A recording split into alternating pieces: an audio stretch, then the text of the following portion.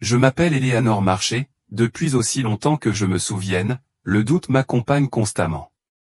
Ce n'était pas seulement un sentiment passager, il a façonné ma façon de voir le monde et de remettre en question tout ce qui m'entourait. Si j'avais un défaut, c'était ce scepticisme incessant. Je n'étais pas du genre à accepter les choses au pied de la lettre, pas même les questions de foi. À l'église, je m'asseyais tranquillement sur le dernier banc, mon esprit décortiquant chaque mot du sermon, cherchant des incohérences ou des significations cachées. Ma famille se moquait souvent de moi, m'appelant la version moderne de Thomas, l'apôtre du doute. Ils plaisantaient en disant que le scepticisme devait faire partie de mon ADN spirituel. En y repensant maintenant, je réalise que ma nature doutante n'était pas un défaut après tout, mais faisait partie d'un plan plus vaste. Il m'a fallu des années pour comprendre cela, mais maintenant je le vois clairement. Ce besoin incessant de tout remettre en question a rendu les événements de cette nuit extraordinaire encore plus profonds.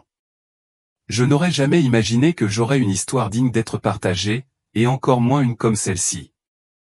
Et pourtant, me voilà, obligé de raconter quelque chose qui m'a changé d'une manière que je n'aurais jamais cru possible. C'était une froide soirée de décembre, le genre de soirée où le givre s'accroche aux fenêtres et où l'air apporte un froid vif et mordant. Je venais de passer une soirée réconfortante avec mes petits-enfants, qui sont une source de joie et de lumière, surtout dans mes moments les plus difficiles. Mon fils Marcus vit à environ 30 minutes de chez moi, dans un quartier calme à la périphérie de Lakeview, où les routes sont bordées de grands pins et les lampadaires sont rares et éloignés. Le calme du quartier peut être à la fois paisible et déconcertant, surtout la nuit. En rentrant chez moi, la chaleur de la soirée m'accompagnait. Je n'ai pas pu m'empêcher de sourire en pensant à l'excitation d'Ellie, 8 ans, lorsqu'elle m'a montré son projet scientifique complexe. La façon dont ses yeux brillaient de fierté m'a rappelé Marcus à son âge. Et le petit Ben, âgé de 6 ans à peine, était si concentré que ses petites mains jouaient pour moi son nouveau morceau de violon. Ce sont des moments comme ceux-là qui donnent un sens à la vie, même lorsque les ombres semblent s'attarder sur les bords. Le trajet du retour à la maison a commencé sans incident. L'horloge du tableau de bord de ma voiture brillait doucement dans l'obscurité, indiquant 21h47. C'est alors que j'ai remarqué quelque chose d'inhabituel, un léger scintillement dans ma vision.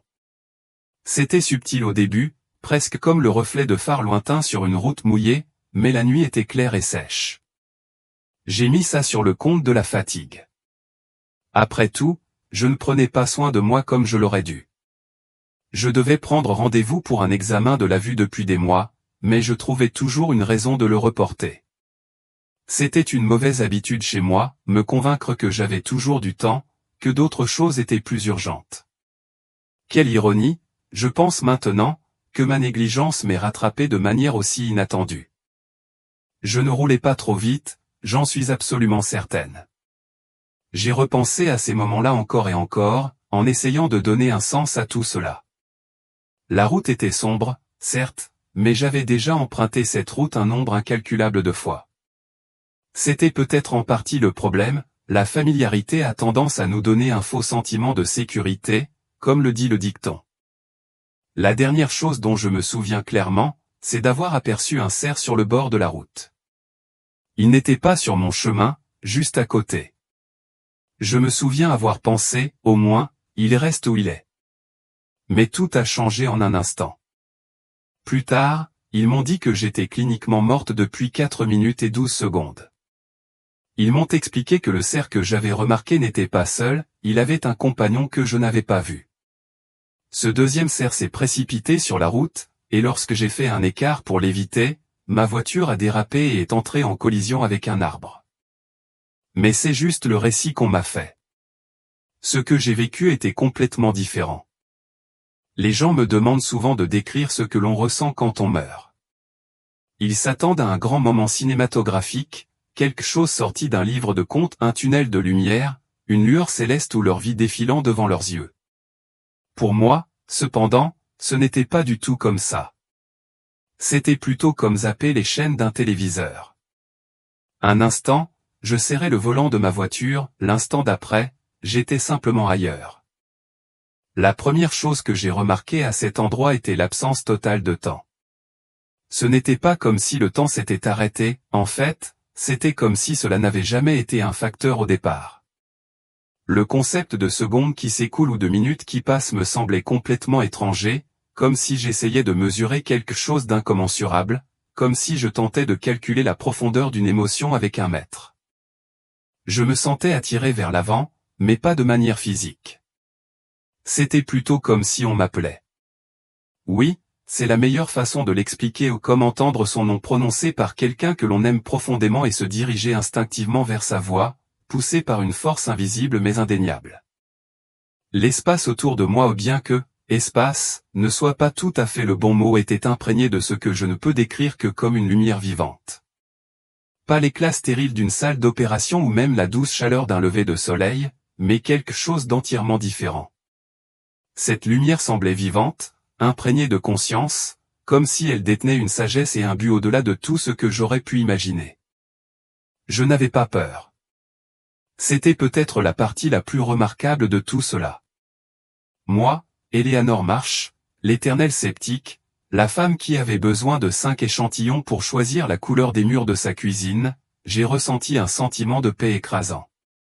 Mais ce n'était pas le calme passif de l'abandon ou la sérénité brumeuse d'un rêve. C'était une paix active, une certitude profonde qui résonnait au plus profond de mon être. Je savais, sans l'ombre d'un doute, que j'étais exactement là où je devais être. Et puis, j'ai senti sa présence. Les gens parlent souvent de leur vie qui défile devant leurs yeux dans les moments de mort. Cela ne m'est pas arrivé. Au lieu de cela, à cet instant, tous les doutes que j'avais toujours eus, toutes les questions que j'avais posées et toutes les pensées sceptiques que j'avais nourries se sont précipitées au premier plan de mon esprit d'un seul coup. C'était comme si toute ma vie d'incertitude était reconnue ou non pas rejetée, ni critiquée, mais honorée. Et puis je l'ai vu. Les gens me demandent souvent de décrire à quoi ressemblait Jésus. Ils veulent des détails, sa taille, la couleur de ses cheveux, la nuance de ses yeux, les détails de ses vêtements. Mais voici la vérité, et j'ai du mal à l'exprimer avec des mots, je ne l'ai vu que pendant ce qui m'a semblé être une seconde. Pourtant, pendant cette seconde, j'ai fait l'expérience d'une profondeur de réalité qui dépassait de loin toutes les années que j'avais vécues sur Terre réunies. Il ne ressemblait pas aux représentations des peintures ou des statues des églises. Il n'était pas le personnage doux et aux traits doux si souvent représenté sur les vitraux. Ce que j'ai vu, c'était de la puissance, une puissance non filtrée, indomptée, impressionnante. Imaginez-vous debout au bord d'une cascade colossale, sentant son énergie brute secouer le sol sous vos pieds, le rugissement submerger vos sens. Maintenant, amplifiez ce sentiment à l'infini, et même alors, vous n'approcheriez guère l'intensité de la présence que j'ai rencontrée. Son visage, oh, son visage. Il n'était pas beau au sens conventionnel du terme. Il n'était pas censé l'être. Il était puissant, imposant et tout à fait vrai. C'était comme si la vérité elle-même avait reçu une forme, chaque ligne et chaque contour gravé d'un dessin divin. Les gens disent qu'on ne peut pas regarder directement le soleil sans être aveuglé, mais c'était quelque chose de complètement différent. Je ne pouvais pas détourner le regard. Je ne le voulais pas. Cette seule seconde où j'ai vu son visage contenait plus de réalité, plus de sens que toutes les années que j'avais passées sur Terre. Ce n'était pas seulement une vision, c'était une expérience qui transcendait les limites du temps et de la compréhension. La chose la plus remarquable n'était pas son apparence. C'était ce qui s'est passé en moi, au plus profond de mon âme, lorsque je l'ai vu. Chaque doute, chaque question, chaque pensée sceptique que j'avais jamais nourrie n'ont pas simplement disparu ou ils se sont réalisés.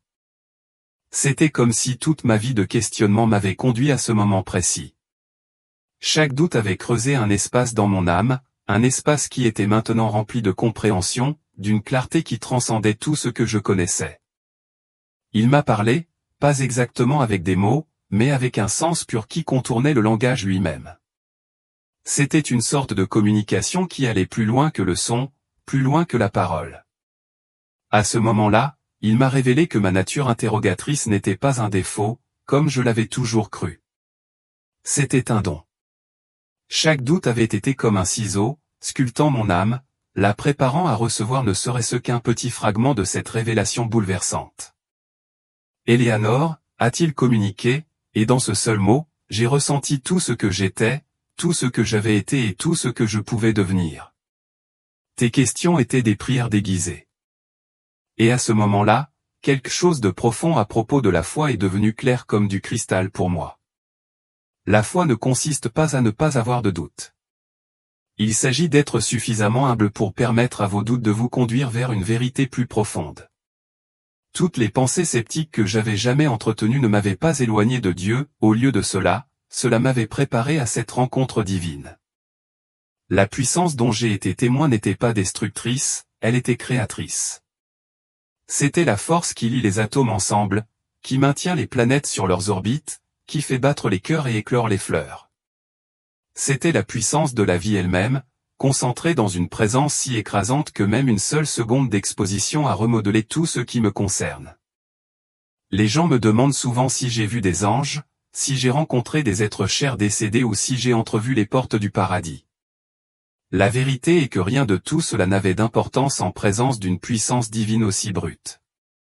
Ce serait comme demander à quelqu'un se tenant devant une supernova s'il a remarqué les lampadaires au loin. Ce qui s'est passé ensuite est difficile à décrire avec des mots. Je me suis senti doucement attiré en arrière, mais pas avant d'avoir reçu une révélation finale. Il m'a montré que la mort n'est pas la fin terrifiante et finale que nous craignons souvent. C'est plutôt comme une porte, ou peut-être même une naissance. Ce que nous appelons la mort n'est qu'une transition à un passage d'une forme de vie à une autre. Je me souviens avoir protesté, ne voulant pas quitter sa présence, m'éloigner de cette paix et de cette puissance incompréhensible. C'est alors qu'il a partagé avec moi une dernière vérité transformatrice, il est tout aussi présent dans notre monde quotidien qu'il l'était dans cette rencontre surnaturelle. La seule différence est notre capacité à le percevoir, notre capacité à vraiment le voir. L'instant d'après, j'ai regardé le visage inquiet d'un ambulancier. L'horloge de l'ambulance indiquait 21h52. 5 minutes s'étaient écoulées dans le temps terrestre, même si pour moi, cela avait semblé à la fois un instant et une éternité à la fois. La guérison n'a pas été une mince affaire. J'avais des côtes fracturées, j'ai subi une commotion cérébrale et j'ai souffert de diverses autres blessures suite à l'accident. Mais la guérison physique n'était pas ce qui préoccupait mon esprit. J'étais absorbé par le traitement de ce qui s'était passé, luttant pour trouver les mots pour décrire une expérience qui transcendait le langage, qui existait dans un royaume au-delà de tout ce que j'avais jamais connu. Ma famille a remarqué le changement en moi presque immédiatement. Ce ne sont pas seulement les changements visibles, comme le fait que je ne sois plus assise au dernier rang à l'église, mais aussi les transformations plus subtiles. Ma fille, Sarah, a remarqué que je semblais plus calme, plus en paix, et pourtant en quelque sorte plus dynamique, plus vivante que jamais. Mes petits-enfants ont dit que j'écoutais comme je ne l'avais jamais fait auparavant, avec tout mon être, comme si mes oreilles n'étaient qu'une partie d'une connexion plus profonde. Le plus grand changement, cependant, a été dans la façon dont j'en suis venu à considérer mes doutes et mes questions. Ce qui semblait autrefois être des obstacles à la foi étaient maintenant devenus les outils mêmes qui m'avaient préparé à rencontrer la vérité dans sa forme la plus brute et la plus pure. Mon scepticisme, autrefois source de frustration et d'autocritique, n'était plus un défaut. Il avait été une préparation silencieuse, me guidant vers cette révélation et me façonnant à comprendre plus que je n'aurais jamais cru possible. Maintenant, des années plus tard, je me retrouve encore à remettre en question des choses. Mais la nature de mes questions a changé. Au lieu de remettre en question pour réfuter ou rejeter, je remets maintenant en question pour chercher une compréhension plus profonde. Ma rencontre avec la puissance divine n'a pas effacé mes doutes, elle les a transformés, les transformant en outils qui m'aident à explorer et à comprendre plus pleinement. Certaines personnes semblent déçues lorsque je leur dis que je n'ai vu Jésus que pendant une seconde. Elles veulent de longs récits détaillés des royaumes célestes et des visites guidées de l'au-delà. Mais j'ai fini par comprendre que parfois, un seul moment de pure vérité vaut plus qu'une vie entière passée dans le confort des illusions. Je fréquente toujours la même église, je contemple les mêmes peintures familières de Jésus et je chante toujours les mêmes hymnes. Mais maintenant, je comprends que ces choses ne sont pas une fin, mais un moyen de belle tentative de capturer quelque chose qui ne peut jamais être vraiment contenu par des mains humaines. Elles sont comme des photographies de l'océan significatives, certes, mais rien de tel que de se tenir devant les vagues elles-mêmes, de sentir les embruns sur votre visage et d'entendre le rugissement de l'eau. Ma nature autrefois sceptique, que j'avais longtemps considérée comme mon plus grand défaut, s'est avérée être ma plus grande force. Cela m'a appris à reconnaître la vérité lorsque je la rencontrais, non pas parce qu'elle apportait des réponses à toutes mes questions, mais parce qu'elle révélait pourquoi j'avais besoin de les poser en premier lieu. En racontant cette histoire, je sais que certains en douteront, comme je l'aurais fait autrefois. À ces personnes, je dis, continuez à vous poser des questions, continuez à chercher, oui, continuez à douter. Mais faites-le avec un cœur ouvert et un esprit humble. Parce que parfois, d'une manière que nous ne pouvons jamais prévoir ou comprendre pleinement, nos doutes les plus profonds nous préparent aux rencontres les plus profondes avec la vérité. Je ne suis pas spécial. Je n'ai pas été choisi pour cette expérience parce que je possédais une vertu particulière ou une sagesse unique. Au contraire, j'ai été choisi à cause de mes doutes ou pour montrer que même le cœur le plus sceptique peut être transformé par une véritable rencontre avec le pouvoir divin. Une seconde. C'est tout ce qu'il a fallu pour tout changer. Juste une seconde pour voir au-delà de la surface de la réalité, pour entrevoir les profondeurs en dessous. Une seconde pour rencontrer un pouvoir si pur et une vérité si absolue que chaque doute que j'avais jamais porté s'est transformé en un tremplin vers une compréhension plus profonde. Certaines personnes disent que voir c'est croire. Mais j'ai appris que la vraie croyance ne vient pas de voir avec nos yeux, cela vient de l'expérience de notre âme. Et parfois, une seconde d'expérience réelle a plus de poids qu'une vie de simple spéculation. Je conduis toujours sur cette même route pour rendre visite à mes petits-enfants. Parfois, lorsque je passe à l'endroit où l'accident s'est produit, je ressens une trace subtile de la paix qui m'entourait en sa présence. C'est un rappel silencieux que la frontière entre le naturel et le surnaturel, entre l'ordinaire et l'extraordinaire, est bien plus mince que nous le croyons souvent. Je m'appelle Eleanor Morris et j'ai passé une grande partie de ma vie à douter de tout. C'était peut-être mon plus grand défaut. Jusqu'à ce qu'une seule seconde de rencontre divine me révèle que mes doutes n'avaient jamais vraiment été mis en doute. C'étaient les questions que l'amour pose à la vérité, désireux de la comprendre plus profondément. Et maintenant, quand les gens me demandent à quoi ressemble Jésus, je leur dis la vérité. Il ne ressemble à rien de ce que nous attendons, car il est plus que tout ce que nos attentes peuvent contenir. Il est une puissance au-delà de toute description, une vérité au-delà de notre compréhension et un amour au-delà de toute mesure que nous pouvons saisir. Parfois, une seconde en sa présence suffit à transformer une vie de questions en une éternité de compréhension. Voilà mon histoire. Ce n'est pas l'expérience de mort imminente la plus longue jamais enregistrée. Ce n'est pas la plus détaillée. Il n'y a pas d'ange ou de rue dorée, pas de grande vision. Mais c'est vrai. Et parfois, la vérité a plus de pouvoir que n'importe quelle vision que nous pourrions créer. J'ai encore des questions. Je cherche toujours à comprendre. Mais maintenant, je me rends compte que les questions ne sont pas l'opposé de la foi, elles sont, en fait, les graines même à partir desquelles la foi grandit. Un moment de rencontre avec la pure vérité peut s'épanouir en une vie de connaissance croissante et de perspicacité approfondie. À ceux qui doutent de mon histoire, je veux dire ceci, vos doutes sont valables. Ils sont importants. Ils peuvent même être sacrés. Parce que parfois, les questions que nous posons sont tout aussi significatives que les réponses que nous recevons. Et souvent, le plus long voyage de la foi commence par une seule seconde de vérité, un bref instant qui a le pouvoir de tout changer. Merci de m'avoir permis de partager cela avec vous. J'espère que vos propres questions ne vous éloigneront pas davantage de la vérité, mais vous y entraîneront plutôt plus profondément. Car, en fin de compte, ce n'est pas la durée pendant laquelle nous le voyons qui compte, mais la profondeur avec laquelle cette vision peut nous transformer. Une seconde de puissance divine, vue clairement, peut tout changer d'une manière que nous n'aurions jamais pu imaginer.